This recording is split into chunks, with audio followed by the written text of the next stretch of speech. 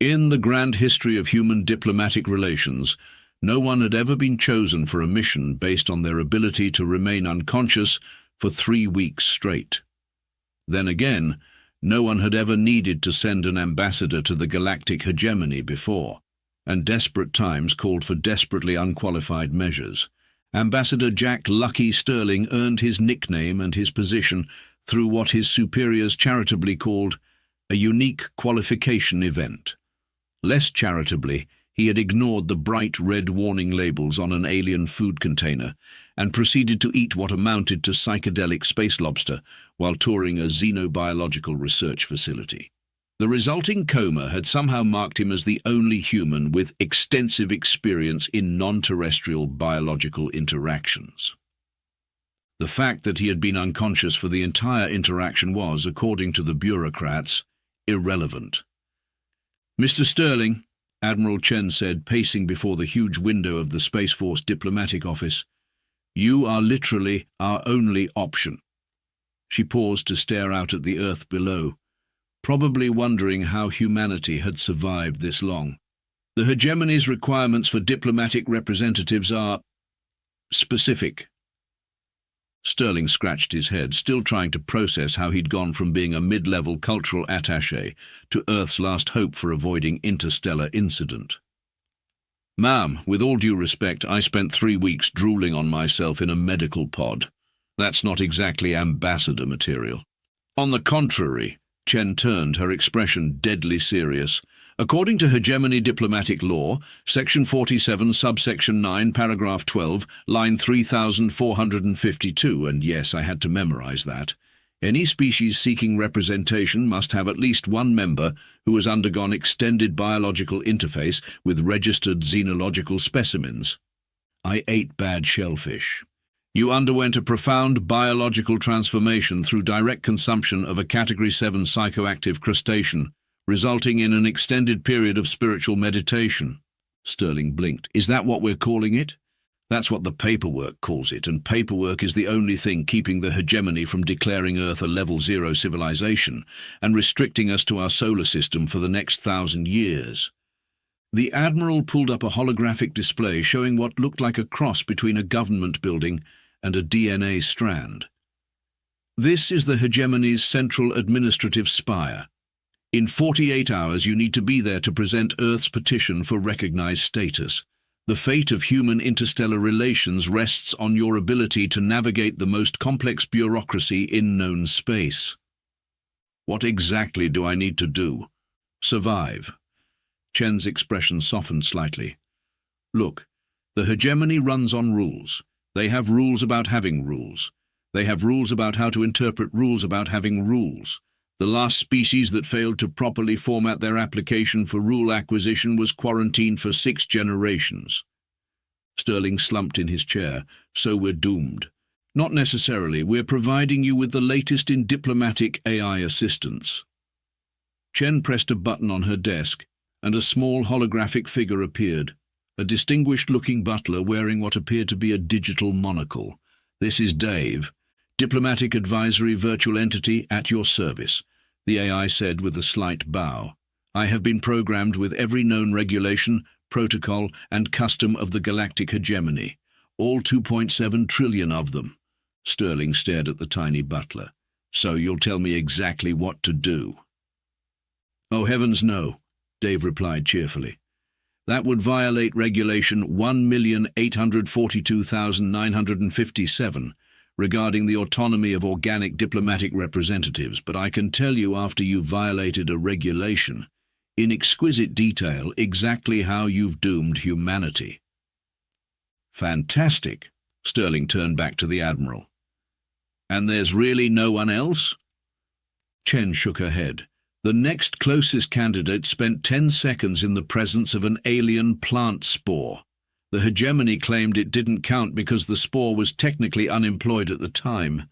Sterling took a deep breath, remembering the old family motto, "When all else fails, fail spectacularly." "When do we leave?" "Your ship departs in 2 hours. Try not to eat anything before then, or during the trip, or possibly ever again." As Sterling stood to leave, Chen caught his arm. One more thing. The High Chancellor of the Hegemony, Vrex Blib the 23rd, has a particular interest in Earth. Some say he's looking for any excuse to declare us unworthy of joining galactic society. Don't give him that excuse. No pressure, then. On the contrary, Dave chimed in, the atmospheric pressure at the Central Administrative Spire is maintained at exactly 1.23 times Earth standard, as mandated by Regulation 456,789, regarding the optimal environment for bureaucratic function. Sterling looked at his new AI companion. We're going to get along great, aren't we? That remains to be seen, sir, though I should inform you that sarcasm is only permitted on alternating Tuesdays, and only when properly filed in triplicate. This, Sterling thought as he headed to his ship, was either going to be the greatest diplomatic success in human history or the most spectacular failure the galaxy had ever seen. Knowing his luck, it would somehow be both. The Central Administrative Spire looked even more impossible in person than it had in the hologram. The massive structure corkscrewed up through the space station's center like a giant glass tentacle having an identity crisis. Sterling watched through his shuttle's viewport as they approached, trying to ignore the way his stomach was doing somersaults. I feel like I'm going to be sick, he muttered. That would be inadvisable, sir. Dave's hologram flickered beside him. Spontaneous biological expulsion is only permitted in designated areas between the hours of 0300 and 0305 station time, assuming one has filed the proper permits. Thanks, Dave, that's very helpful. You're welcome, sir, though I should note that gratitude expressed without proper notarization is considered a Class C social infraction. The shuttle docked with a gentle thud and Sterling took a deep breath. All right, what's first on the agenda? You have a preliminary meeting with the Department of Preliminary Meetings to determine if you're qualified to schedule a meeting about scheduling your actual preliminary meeting. Sterling blinked. You're joking. Sir, I am programmed with 2.7 trillion regulations. Humor did not fit in the available memory space. The airlock cycled, and Sterling stepped into what looked like the love child of a DMV and a modern art museum. Beings of various shapes, sizes, and phases of matter queued in lines that seemed to follow some sort of non-Euclidean geometry. At least he assumed they were queues. Some of the lines appeared to be moving sideways through walls. A floating orb approached, its surface covered in what looked like tiny office supplies. Identification and purpose, it demanded in a voice that somehow managed to sound both bored and threatening. Sterling opened his mouth to respond, but Dave cut in smoothly. Ambassador Jack Sterling, Earth Diplomatic Representative, Preliminary Meeting Assessment Appointment Number 7289 304B, subsection Yellow, Priority Ranking Diagonal. The orb's surface rippled. Processing. A small printer emerged from its side and produced what appeared to be a ticket made of light. Proceed to waiting area Sigma Epsilon coffee break. Which way is that? Sterling asked. Always are correct from the proper perspective of bureaucratic enlightenment. Right, thanks. Sterling wandered for what felt like hours through the twisting corridors, passing countless identical-looking offices and meeting rooms. He was about to ask Dave for help when he quite literally bumped into his first major diplomatic incident. The being he collided with looked like a cross between a peacock and a filing cabinet, its metallic feathers rustling with obvious indignation. Most irregular, it squawked.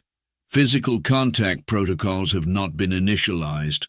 Before Sterling could apologize, two more aliens joined the scene. One appeared to be made entirely of post-it notes, while the other resembled a very formal-looking cloud of gas wearing a tie.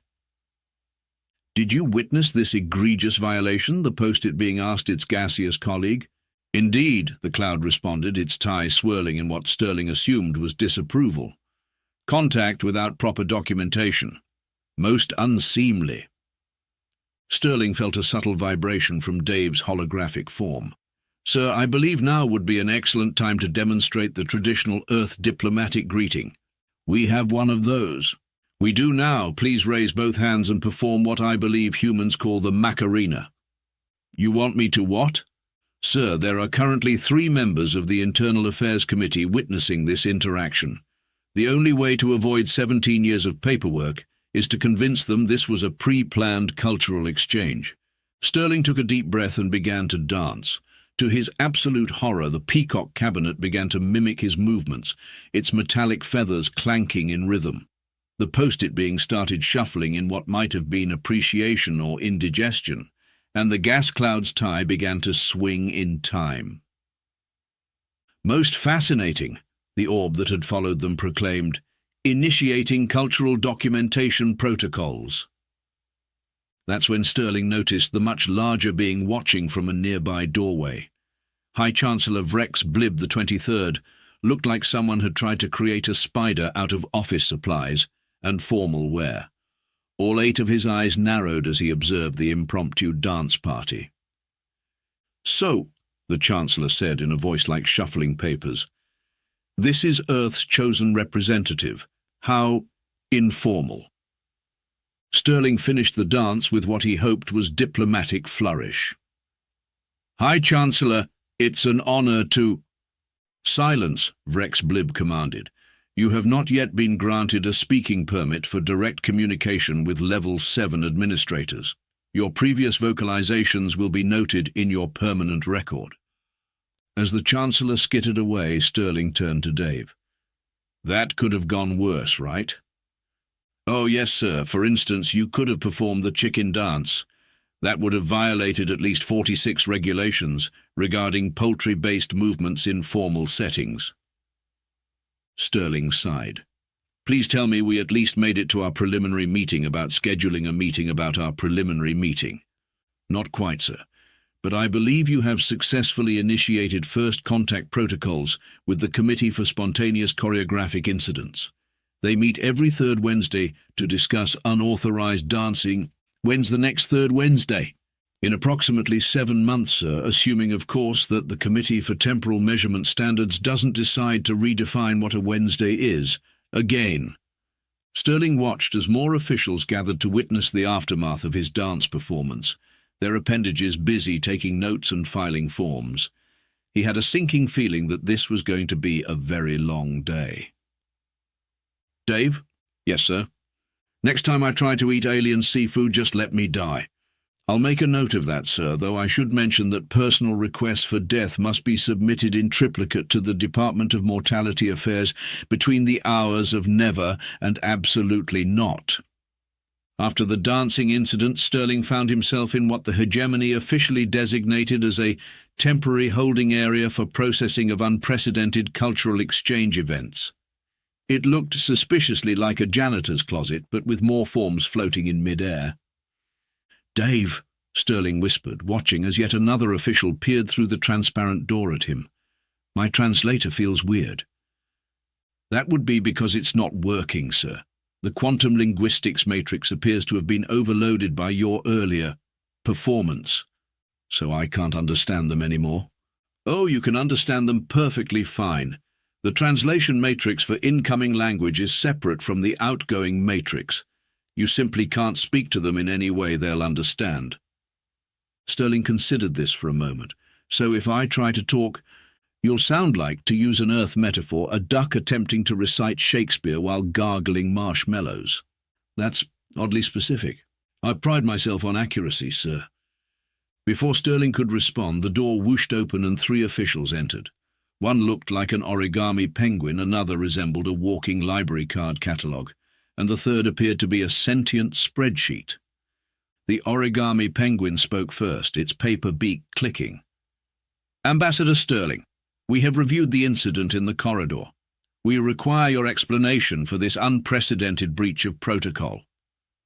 Sterling opened his mouth to apologize, then remembered his translator was broken.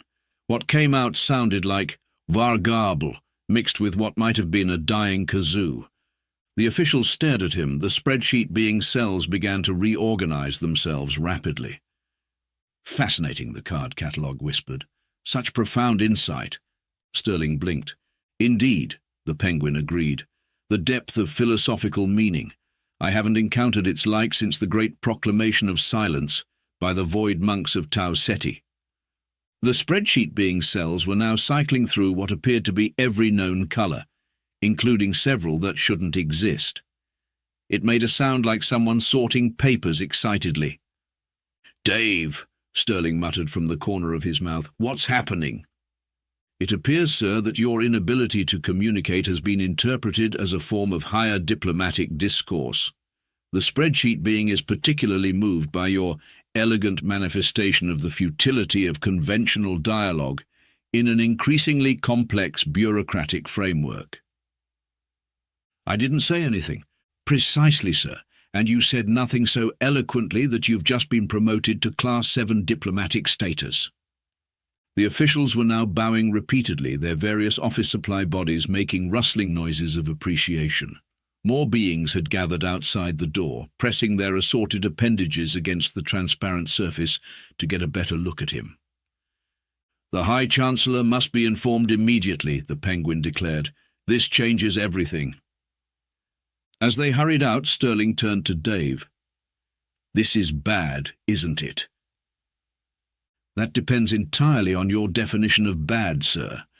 If by bad you mean you've accidentally convinced the 3 most influential members of the Committee for Philosophical Interpretation that you're some kind of enlightened being who has transcended normal communication, then yes, this is very bad indeed."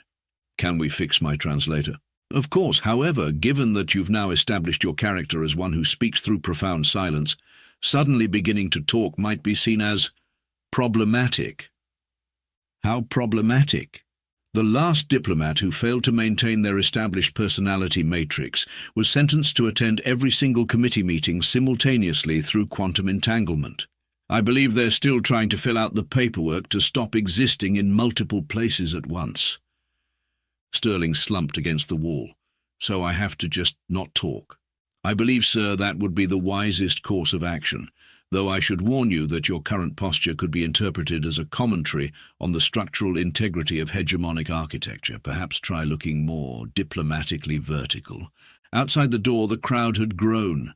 Some were taking pictures, others were frantically taking notes, and one being that looked like a walking water cooler appeared to be setting up some kind of shrine. A commotion at the back of the crowd caught Sterling's attention. High Chancellor Vrex Blib had arrived, all 8 eyes fixed intently on the silent ambassador.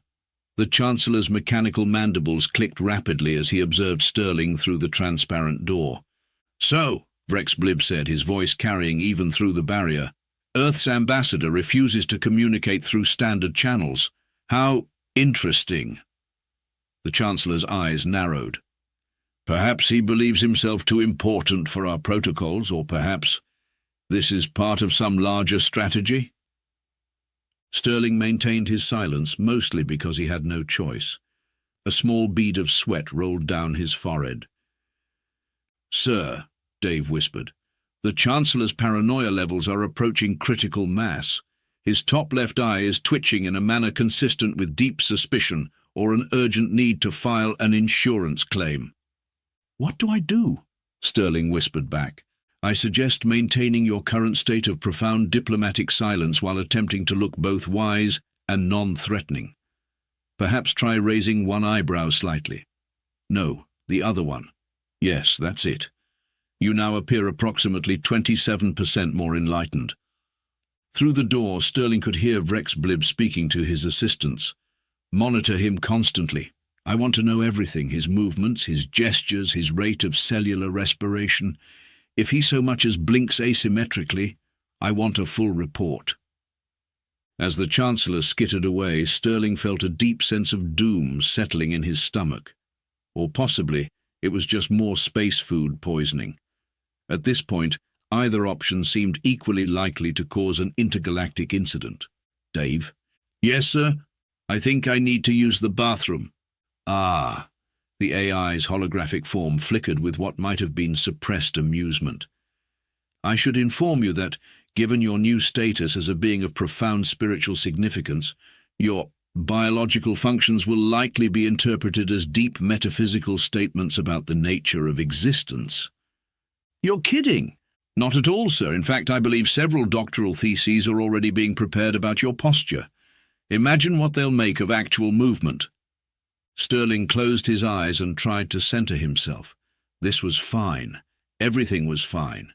He just had to maintain complete silence, not move suspiciously, and somehow convince the most powerful bureaucracy in the galaxy to accept Earth into their society, all without saying a word. "Sir?" Dave interrupted his thoughts. "Yes? The Committee for Religious Interpretation has just declared your closed eyes a sign of divine contemplation. They're requesting permission to begin construction of a temple." Sterling kept his eyes firmly shut. "Dave?" "Yes, sir? I missed the coma." "That's understandable, sir, though I should note that nostalgia without proper documentation is a violation of Regulation 89-427B. The formal diplomatic dinner was going about as well as one could expect for an event where the guest of honor wasn't allowed to speak, eat, or blink without causing an interstellar incident. Sterling sat at the head of a table that looked like it had been designed by someone who had only heard about tables through interpretive dance. "Sir," Dave's hologram flickered beside him, "I feel I should inform you that 17 different species are currently documenting your every micro-expression. The betting pool on your next gesture has reached astronomical proportions." Before Sterling could not respond, a procession of what appeared to be walking soup tureens entered the dining hall. Each one was decorated with so many official seals and stamps that they looked like particularly bureaucratic Christmas ornaments. "Ah," Dave said, "the traditional first course of diplomatic significance has arrived. I should warn you that the soup spoons have been certified by no less than 12 different departments of utensil authentication." High Chancellor Vrexblib watched from his position at the other end of the table, all 8 eyes focused on Sterling with laser intensity. "Let us observe how Earth's unique representative approaches this sacred tradition." Sterling stared at the soup in front of him. The liquid was a color that shouldn't exist in nature and appeared to be gently humming the galaxy's most boring elevator music. Small particles floated in it, each one bearing tiny official stamps of approval. "Dave," he whispered from the corner of his mouth, "what happens if I don't eat it?" Rejection of the first course is traditionally seen as a declaration of cultural warfare.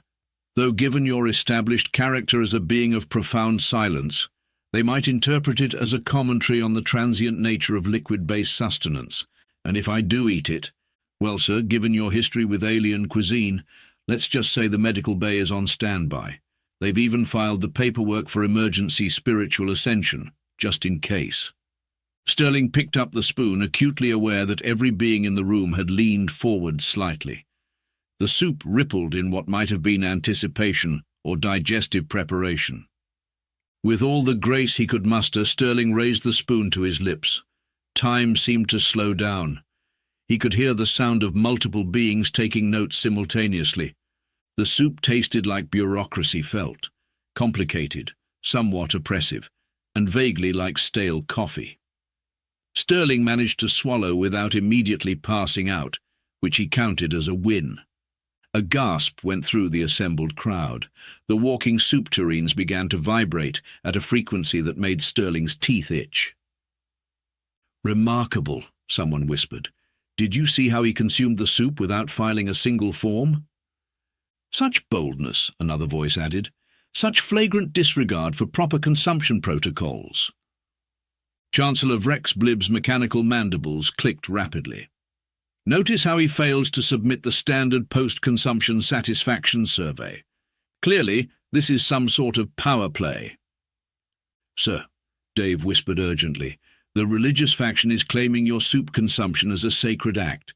They're already designing ceremonial spoons in your honor." Sterling sat perfectly still, trying not to show any reaction as the soup did interesting things to his internal organs. He had a feeling that throwing up on the table would probably violate at least a few hundred regulations about proper diplomatic digestion. That's when the being 3 seats down, something that looked like a filing cabinet, had married a jellyfish, stood up dramatically. "The signs are clear. The prophecy of the great reorganization speaks of one who would come from beyond, speaking without words, eating without forms. The time of administrative revolution is upon us." The room erupted into chaos. Various officials began frantically stamping documents, while others formed impromptu committees to discuss the theological implications of soup consumption.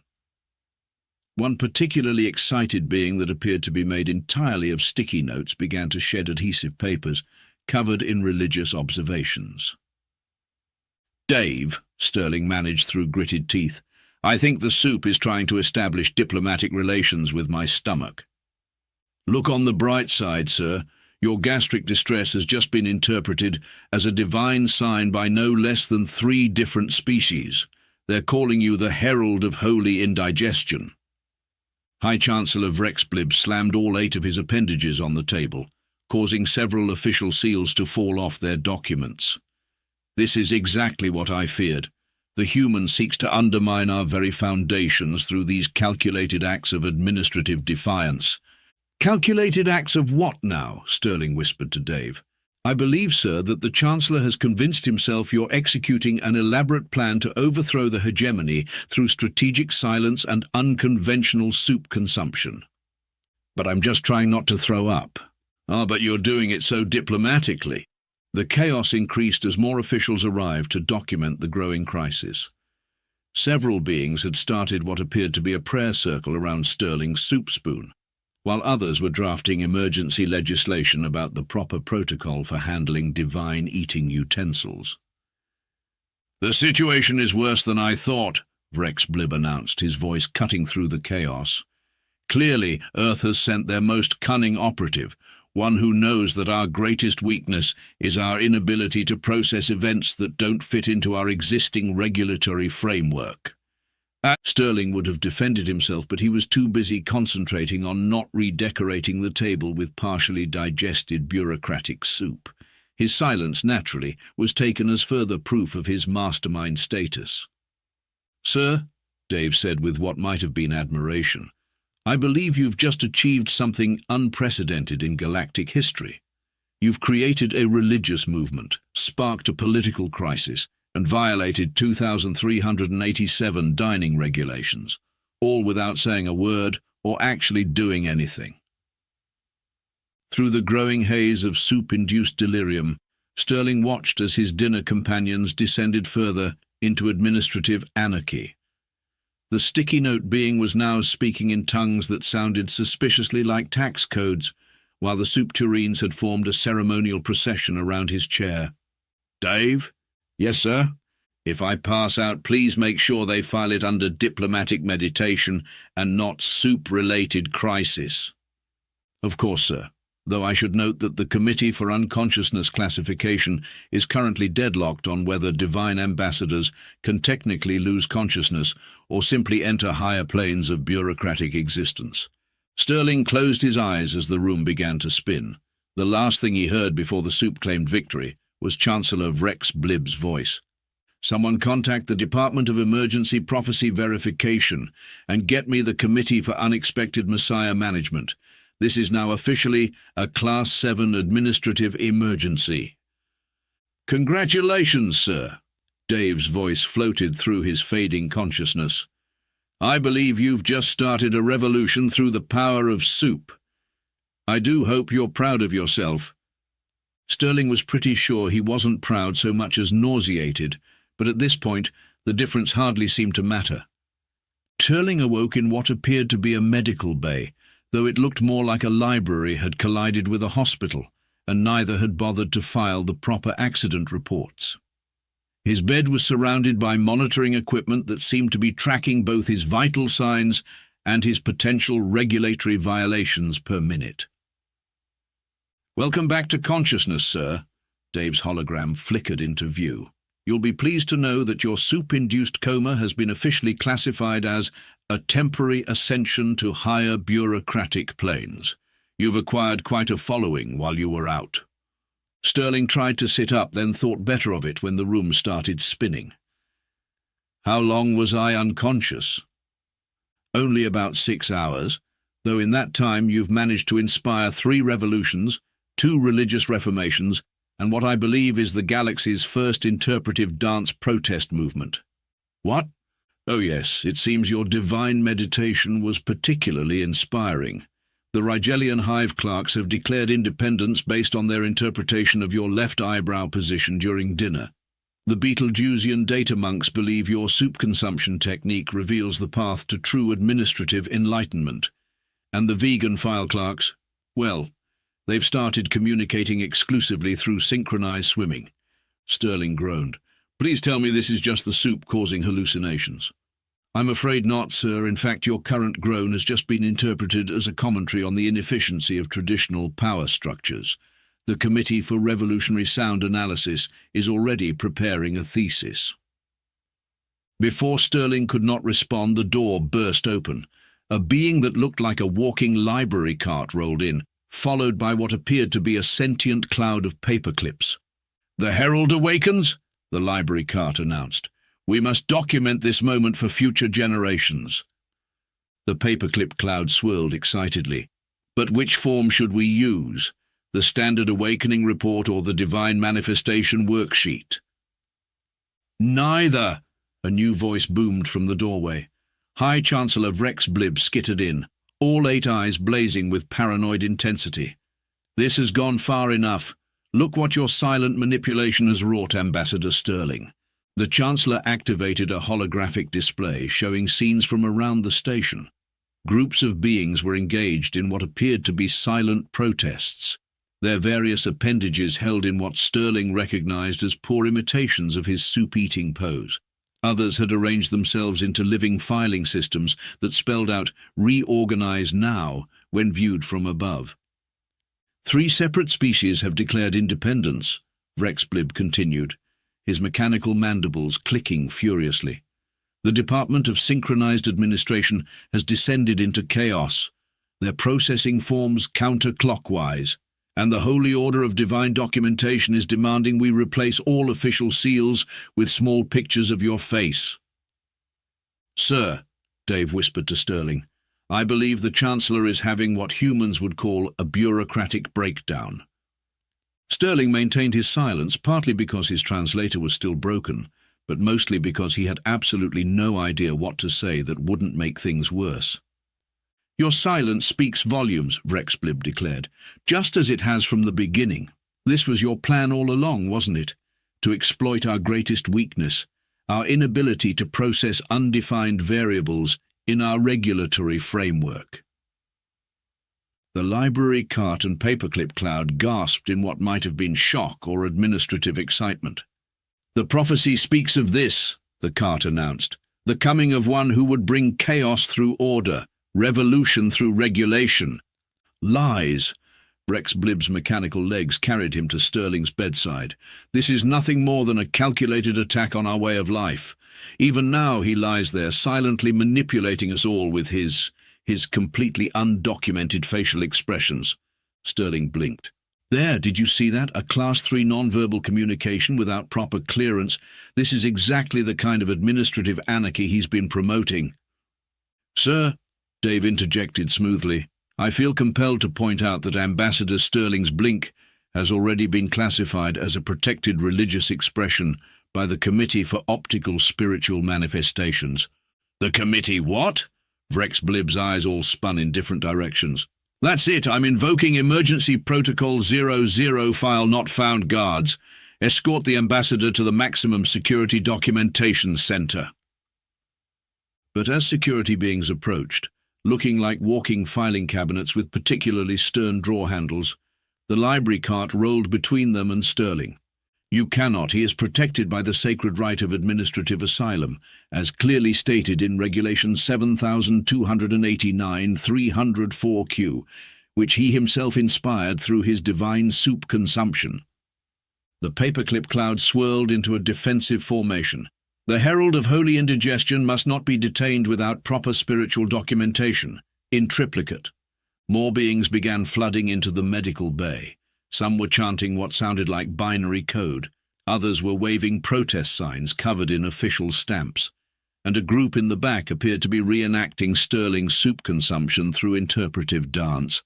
"Sir," Dave whispered, "I believe we're about to witness either the complete collapse of the galaxy's most powerful bureaucracy or the birth of a new religion, possibly both."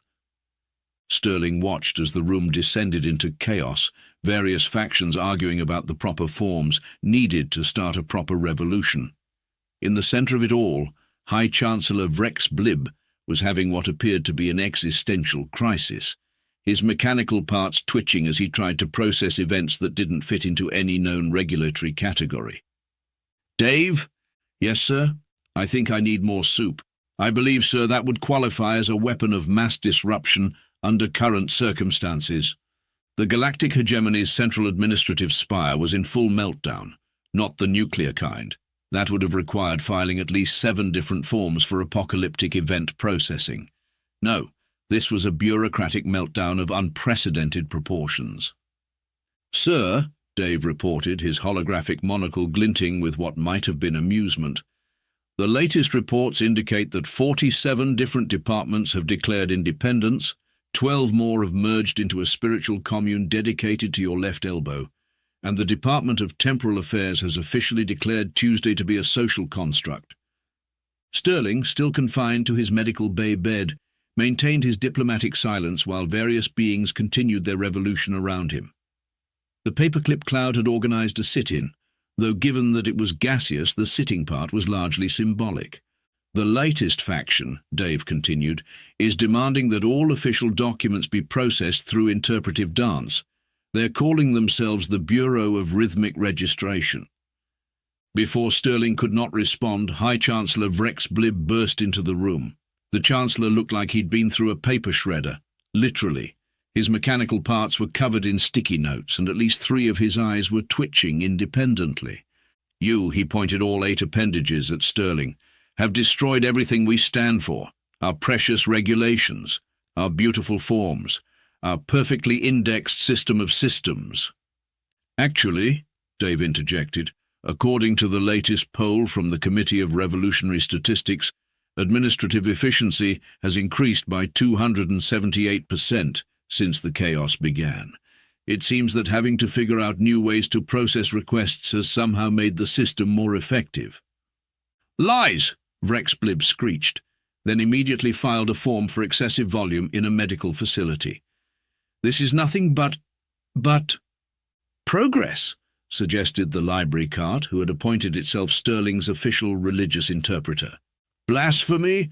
The Chancellor's mechanical mandibles clicked rapidly. "There's only one way to end this madness. I hereby invoke the ancient protocol of administrative reset." A gasp went through the assembled beings. The paperclip cloud briefly formed the shape of a surprised emoji. "Sir," Dave whispered to Sterling, "the ancient protocol is a legendary failsafe. It allows the Chancellor to bypass all existing regulations and start fresh. It's never been used before because no one could agree on which form to file it with." Vrex Blib pulled out what appeared to be a scroll made of pure light. "By the power vested in me by subsection Epsilon of the pre-regulatory accords, I hereby declare all current regulations null and void." The room went silent. Several beings began to flicker as though their very existence as bureaucratic entities was in question. That's when Sterling's translator chose the worst, or perhaps best, possible moment to sputter back to life. "You know," he said, his voice carrying in the silence, "for a species that prides itself on perfect organization, that seems like a pretty chaotic solution." Every being in the room froze. The paperclip cloud condensed into what might have been a shocked semicolon. "He speaks," the library cart declared. "The prophecy is fulfilled." "Hold on," Sterling continued, deciding that since everything was already chaos, he might as well go all in. "You're so worried about maintaining perfect order that you're willing to throw out all order to do it. Isn't that just creating exactly the kind of chaos you're trying to prevent?" Vrex Blib's mechanical parts ground to a halt as his processors tried to handle this logical paradox. "Furthermore," Sterling pushed himself to a sitting position, "hasn't this whole revolution actually made things more efficient? You're all so busy finding creative ways around the regulations that you're actually getting more done. But, the Chancellor's voice sounded weak. "The forms, the procedures, are tools, not barriers," Sterling concluded. "Maybe instead of trying to regulate everything, you could try, I don't know, being a bit more flexible." The assembled beings began murmuring among themselves. The paperclip cloud had formed itself into a thinking emoji. "Sir," Dave whispered, "I believe you've just done the impossible. You've introduced the concept of administrative flexibility to the most rigid bureaucracy in the galaxy. The philosophical implications alone will keep them busy for centuries." High Chancellor Vrex Blibb's mechanical legs gave out, leaving him slumped in a pile of confused office supplies. "But if we don't have absolute regulation, what do we have?" "Progress," Sterling suggested. "Change, the ability to adapt. You know, all those things that actually make a civilization grow." The room erupted in discussion. Various committees spontaneously formed to debate the implications, while the interpretive dance protesters began a performance piece about the evolution of bureaucratic thought. In the end, it took only 3 days and several million forms for the hegemony to grant Earth special diplomatic status as purveyors of administrative innovation, establish a new department of regulatory flexibility, though the irony was lost on them, begin the process of streamlining their regulations down to a mere 1.3 trillion. "Well, sir," Dave said as they prepared to board their ship home, "I believe congratulations are in order. You've managed to revolutionize the galaxy's most powerful bureaucracy through a combination of broken technology, questionable soup, and complete inaction." "Thanks, Dave. Though I have to ask, did you know this would happen? Was my translator's failure really an accident?" The AI's hologram flickered in what might have been a wink. "Sir, I believe that speculating about such matters would violate at least 73 regulations about conspiracy theories in diplomatic settings. Though I should note that my original programming did include a subroutine for creative solution implementation through calculated system failures." Sterling laughed as he watched various beings waving goodbye, some with appendages, others with official stamps. The paperclip cloud had formed itself into a tearful farewell emoji. "One last thing, sir," Dave added as they boarded the ship. "The Committee for Historical Documentation would like to know if you have any preference about how they record your revolutionary diplomatic technique for future generations." Sterling thought for a moment, then smiled. "Tell them to file it under task failed successfully." "Very good, sir. Though I should warn you that creating new filing categories still requires approval from at least 12 different departments." "Some things never change, Dave." "Indeed, sir, though now they'll have to approve it through interpretive dance." As their ship pulled away from the station, Sterling could have sworn he saw High Chancellor Vrex Blib attempting to file a form by doing the Macarena. Progress, it seemed, came in many forms, even if all of them still needed to be submitted in triplicate.